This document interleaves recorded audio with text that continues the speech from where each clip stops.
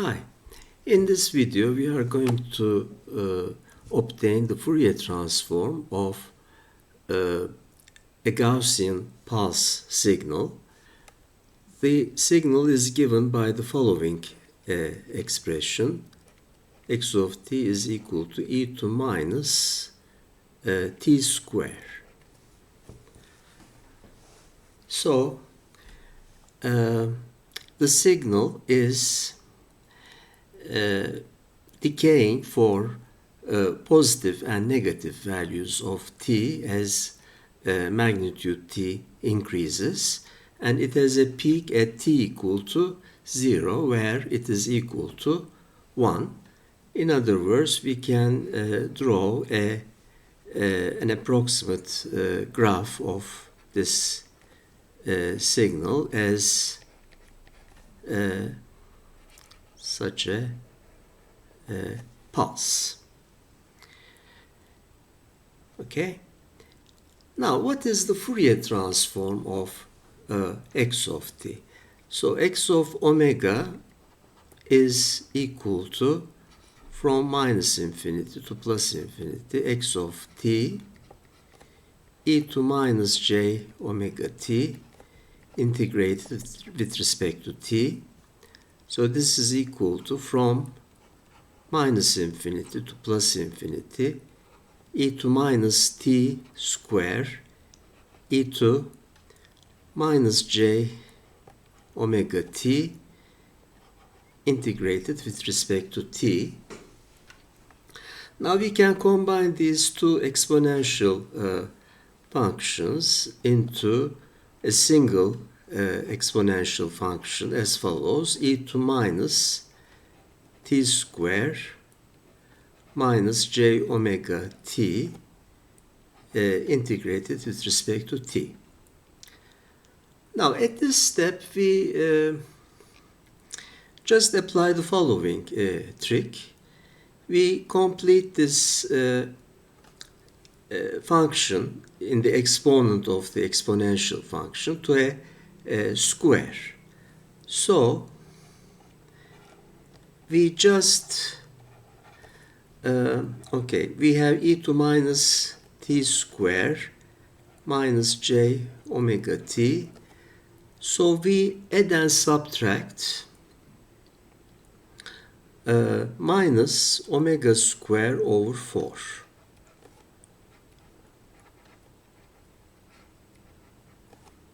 Okay, and then we have the integral of this expression. Now, this expression can be written as follows. Now we have e to minus omega square over 4. This term can be taken outside the integral, and the remaining expression is e to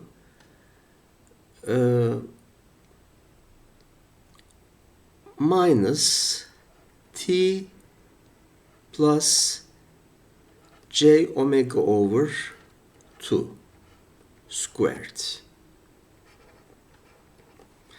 Okay, let us check. We have e to minus t square, then we have e to minus j omega t. Okay, and finally we have omega square over 4 with a minus sign because we have j square and we have another minus sign here. So it makes e to omega square over 4. Okay. Now let us see how we can calculate this integral. Now let us denote this integral by I, which is equal to, from minus infinity to plus infinity, e to minus t plus j omega over 2 square integrated with respect to t. Now we can define a new variable. For example, let x be equal to t plus j omega over 2. Or let us not use the symbol x. Let u be equal to t plus j omega over 2. So du will be equal to dt.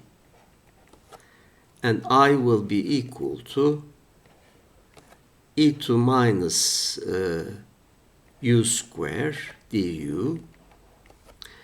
And when t tends to minus infinity, u also tends to minus infinity. And similarly, the upper limit of integration is plus infinity. So this is our integral denoted by I. So we have to calculate this integral. Now, the calculation of this integral is as follows. Again, we use some tricks. For instance, we can write I as, now since u is a dummy variable, we can change the dummy variable to x if you wish.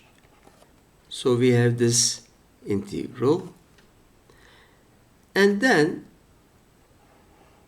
I write the same integral again, but with a different variable of integration denoted by y. So we have, in other words, I square. So at this step, I just do the following.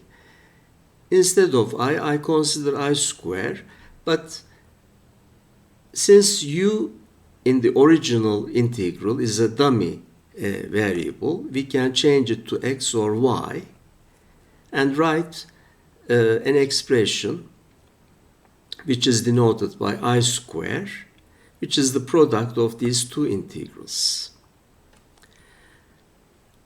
So in fact, we can write this as a double integral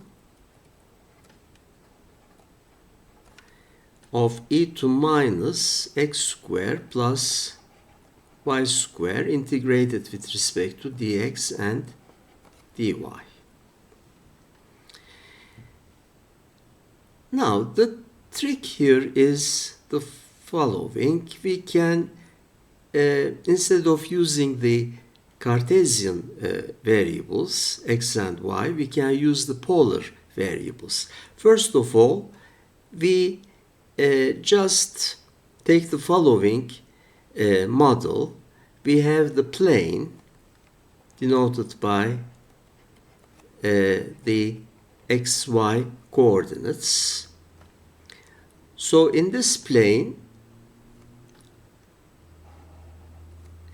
instead of the variables x and y, we can use the polar variables r for any point here denoted by x and y. In fact, this is a vector. The angle of this vector with the x-axis is denoted by theta, and the magnitude of this vector is denoted by r. In other words, r is equal to square root of x square plus y square. Okay. And we can convert this integral, or the expression I square, which is the square of the integral we are trying to calculate, to an integral in terms of the variables r and theta. So we have e to minus r square, because we have x squared plus y squared, so it is equal to r square.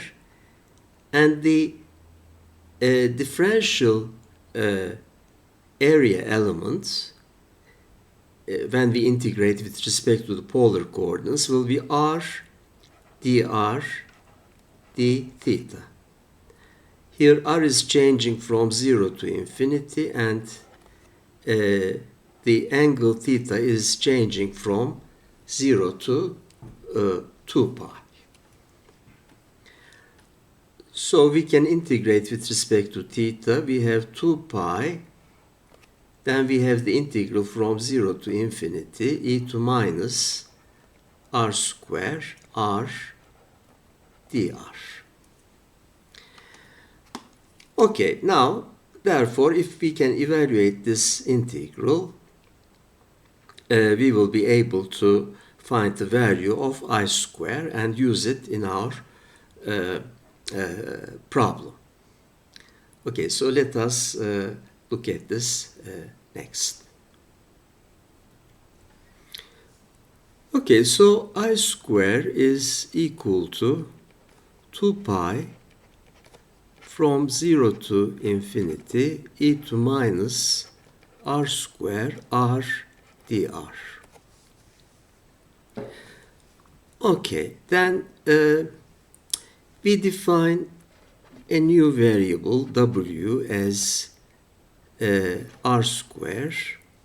So dw is equal to 2r dr, which means that I square can be written as 2 pi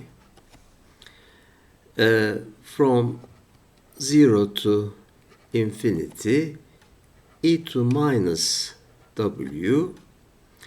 Then instead of r dr, we can write dw over 2.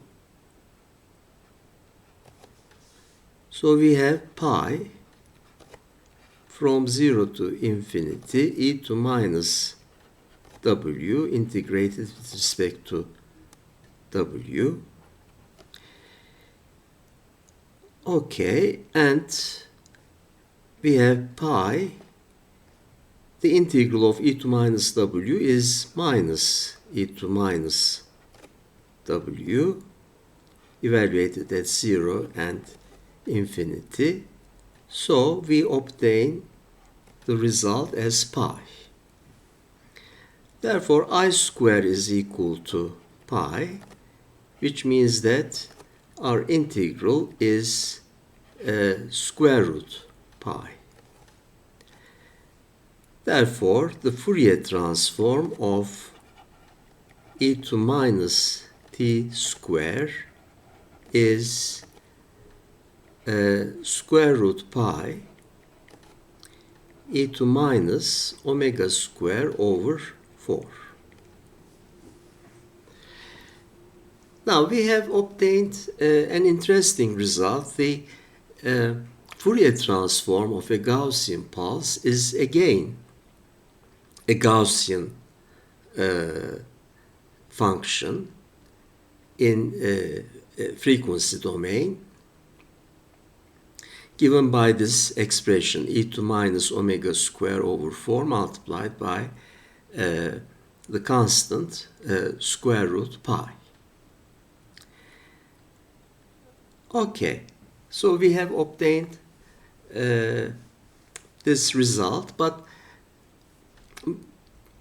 for instance, we can ask the following question: how can we calculate the Fourier transform of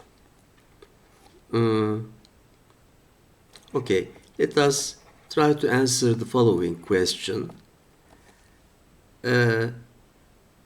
Let a be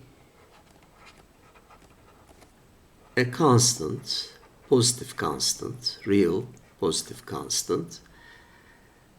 What is Fourier transform of e to minus a t square? Okay, so this is our question now. So instead of the Gaussian pulse e to minus t square. Now we have e to minus at square, which is again a Gaussian pulse, but by choosing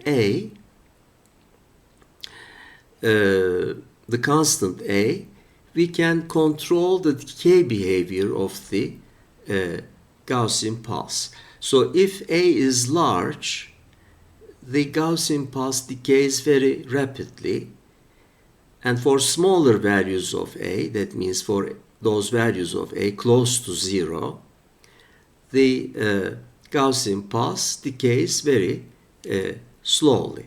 So the parameter a acts as a control parameter to control the decay behavior of the Gaussian pulse.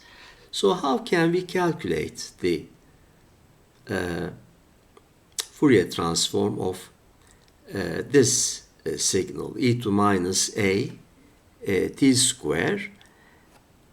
Okay, we at this point remember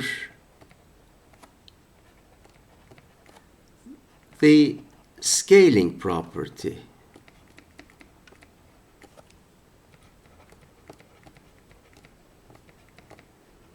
of Fourier transform. So if you have x of t and x of omega as a Fourier transform pair, then x of at, or let me, not to get confused, let me use another parameter, x of alpha t has the Fourier transform 1 over absolute value of alpha x of omega divided by alpha.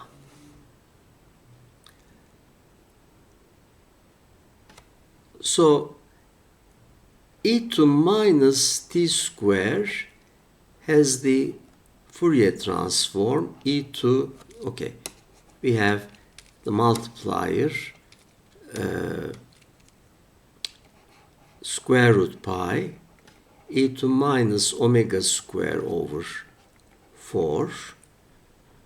So e to minus at square can be written as e to minus square root a t square. And then we can use the scaling property of the Fourier transform. The Fourier transform of e to minus square root a t square. Now, square root a acts like alpha, as you see. So it is therefore equal to square root pi divided by square root a e to minus omega square over 4a. Because we will have omega over square root a square, so from that square we will have a.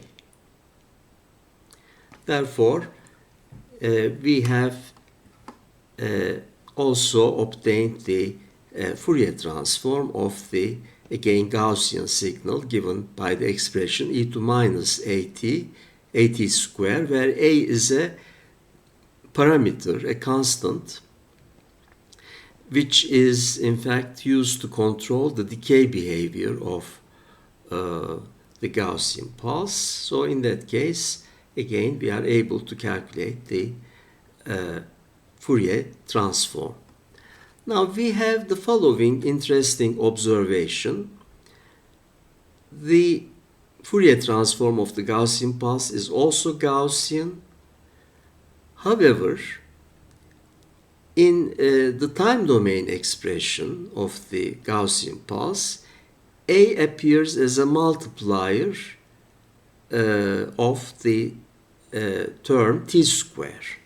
But in the Fourier transform, we have the term omega square, but Now, instead of multiplying by a, we divide by a.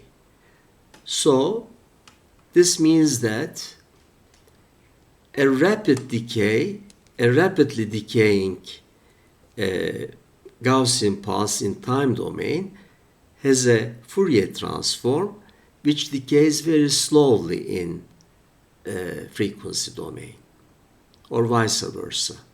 A slowly decaying Gaussian pulse in time domain will have a Fourier transform, which is again a Gaussian function, but the slow decay in time domain corresponds to a rapid decay in frequency domain.